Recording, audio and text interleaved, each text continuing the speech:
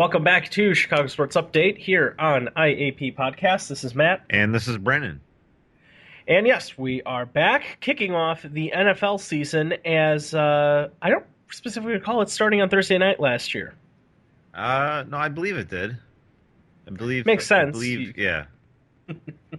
I'm trying to remember if I can remember the game, but pretty sure it did start on Thursday last year. Probably wasn't such a prolific matchup like this, like Green Bay and Seattle, but yeah.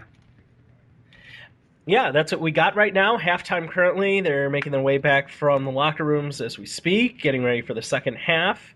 And it's time to begin. It is the second half, and it is starting. Kickoff is happening, Seattle returning, and while we won't give you the play-by-play, just kind of what's going on right now at this time. When I looked at it, at the matchup, and thought of, well, for our Pick'em League, which you can still join, sure, you're gonna miss a couple games, most likely, but shoot us an email at iappodcast@gmail.com if you want to join. Pride, not prize, unless someone's willing to donate. That's totally fine. But I hadn't. To me, there really wasn't a clear winner. I figured Seattle would do well being at home. They seem invincible at home, and that's kind of the edge that I gave to them. A lot of people are very, very confident in Seattle going into this week, but we shall see how that goes. Green Bay has had a couple of good drives. Seattle has turned the ball over and not special teams. Both special teams. Both teams have really bad special teams. Makes Bears fans feel a little bit better on how bad their special teams looked in the preseason. Yeah. I was rather shocked because Seattle did not give up the ball at all at any point in time, seemingly during the playoff run last year. Certainly not in the Super Bowl. And did what they were supposed to do as far as holding onto the ball is concerned last year. Yeah, in fact, if you recall, I said that's what was kind of unique about Russell Wilson. It wasn't that he had this really strong arm and out of the, mobile running backs, he's not as quick as some of the other ones, but Russell Wilson doesn't put himself in situations to make mistakes. He seemingly always makes the right decision, makes the safe play, and it works. And it helps that he has a couple of really, really good weapons to work with and a good offensive line. And like him or not, Pete Carroll is he's a pretty smart offensive mind. So you put that all together and you get this not offensive juggernaut, but an offense that can win you a Super Bowl with the defense that they have. So right. And one of the things that has been talked about, certainly was talked about last February, certainly last January, and now bringing up again, this is still the youngest team to have ever won a Super Bowl at an average age of the team at 26.4 years of age. So you have a team that has tremendous youth and athleticism. And I believe, and they've also gone through a lot of players. They've had the most waiver claims, the most amount of, I guess, I don't want to call them replacement players, but just bodies being churned through their system and seeing what fits and what doesn't. And as I guess as I've heard different reports, if talent is seemingly the same or appears at on tape as they're equal and competent, they're going to side with age. So they're going to go for the younger individual as opposed to the older one. And in a game that requires immense physical exertion and youth seemingly at a premium, I think it keeps their payroll down, I'm sure, as well. Absolutely. I mean, Russell Wilson, did you hear his cap hit this year? It's only like $850,000. Super Bowl winning quarterback. He's making $850,000 this year. Was he an MVP? Was he the MVP of the Super Bowl? I Mm, can't. It was someone on the defense. I'd almost say yeah, it was. Wasn't it a because linebacker? it wasn't Sherman. I It know that. wasn't Sherman. Yeah. I Either don't way, know. I you have. can't. I mean, you have a team that's very dangerous like that, especially if what's going to happen, uh, going forward, especially this year. Does he end up does he end up leading them to the championship, to the Super Bowl? What else? What's on the horizon and what can happen and what is their possibilities? The payday is going to be huge, seemingly, because you have guys like Joe Flacco earning outrageous amounts of money who didn't even get drafted in my fantasy league. So, Yeah, I'm in like five different leagues. oh, He might have went undrafted in all of them. If not, I mean, well, he's buried on someone's bench. yeah. So it'll certainly be interesting to see how the season unfolds for him. Oh boy, what do you think of the NFL being back? There's been a couple of changes to some of the player personnel conduct, and behavior policies. Certainly, the scrutiny that they've been under recently, I guess, is good I for. I am afraid there will be some time, probably this season, that there will be a team that will have to forfeit because they can't field a team of 53 players. Looking at teams like Cincinnati, Baltimore, um, Minnesota, one bad weekend, and you've only got like a handful of players left on your roster for good, because some of these suspensions are getting pretty serious, and rightfully so. But it just worries me that there's going to be a team that won't be able to field a roster of 53 players soon. Yeah, that could get bad. Niners, Yes. there's another Bay one. Area be concerned. Yeah.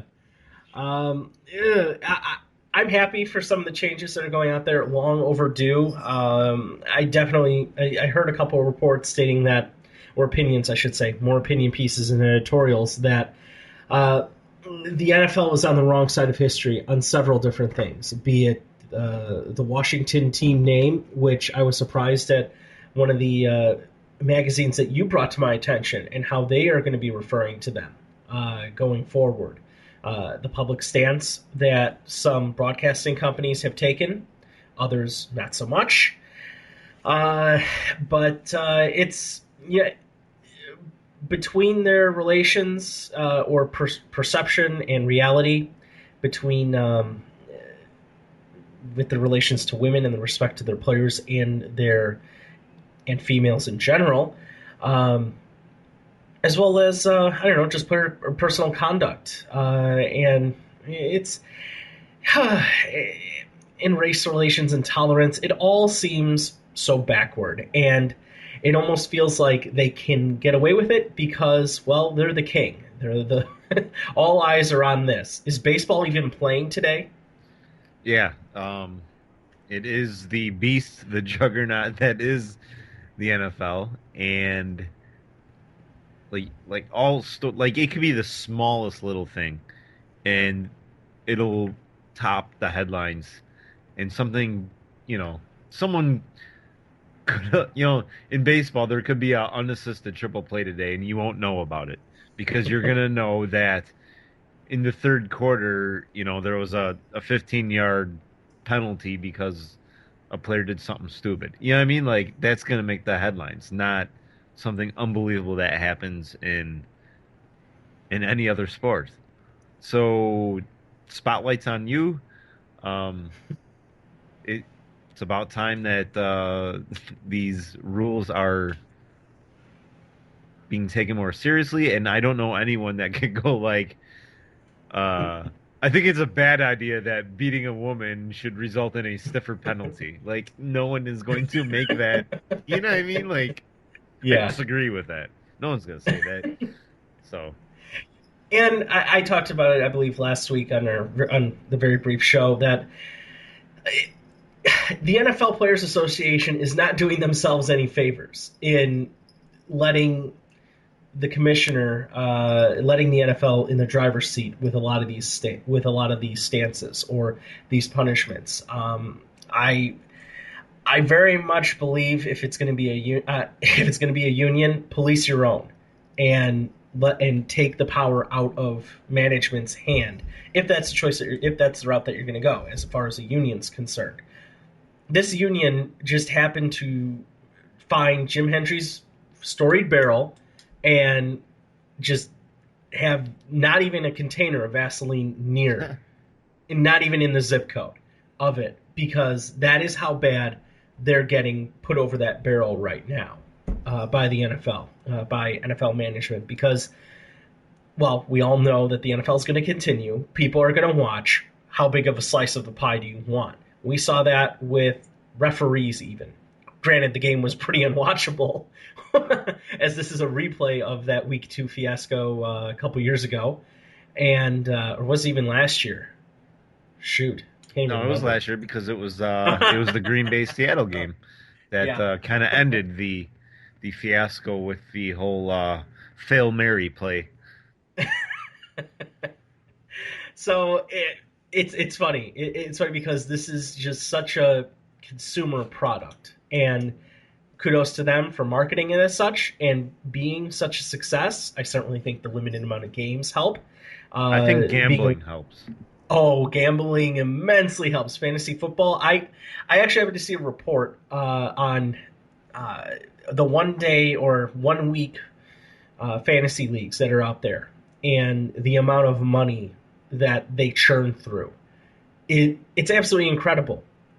And I never considered playing it, but seeing that report and seeing some of the facts about it, it's wow, this is really interesting. Because after getting done with my draft, I'm like, okay, it's all kind of downhill from here. It's all out of my hands because I loved doing the draft and I love doing some of the prep work or just the excitement of who you're going to get and who can you pick, And who's they're left. using that as their marketing ploy too. I mean, there's several sites out there, and that's what they're saying. Hey, what's the best part of fantasy football? It's drafting your team. Well, you can draft a new team every week, and it's just more gambling. It's more. Yeah, It's just more. It's just yeah, more, and it's that's what I'm not saying, the NFL is not a great sport, but to me, on the basis of itself, it's no better than the MLB or the NBA or the NHL. But you add in the fact, I mean, I like them all equally. I'm not saying that I like those sports better than football. To me, this is me speaking. In each one of their seasons, I love them equally. Like, I look forward to pitchers and catchers reporting just as much as I look forward to, the NFL kickoff tonight. So mhm. I can't say that. And who like watching the World Series to me is just as enjoyable as watching the Super Bowl. I love them equally. Um, but what puts it over the top is fantasy football, and not just fantasy football, but getting in pools. We're running one. It's for non-monetary value, but we're holding one, a football pool, and there are several pools like that do have a monetary value on. So that's what puts the NFL ahead of the rest. It's that little extra something to keep your attention span. Would Absolutely. And I get, go with ahead. the NFL, I'm sorry, with the NFL, would you care, the listener, would the person watching care as much about tonight's game if you didn't have Aaron Rodgers in your lineup, if you didn't have Marshawn Lynch in your lineup, if your opponent maybe didn't have one of those guys in your lineup, you wouldn't care as much. You wouldn't. You still might watch it because you're a sports fan, but you would not care as much. You add that, and now, wow, this is really something. I've got way more reason to watch now. That's why the NFL Yeah, is the beast. couldn't agree more. I also agree, I would also add in that it's such a social thing now. You have workplace gambling aside, but you have workplace talk. Everyone, it's appointment television because it's such a limited product, and that's not to talk about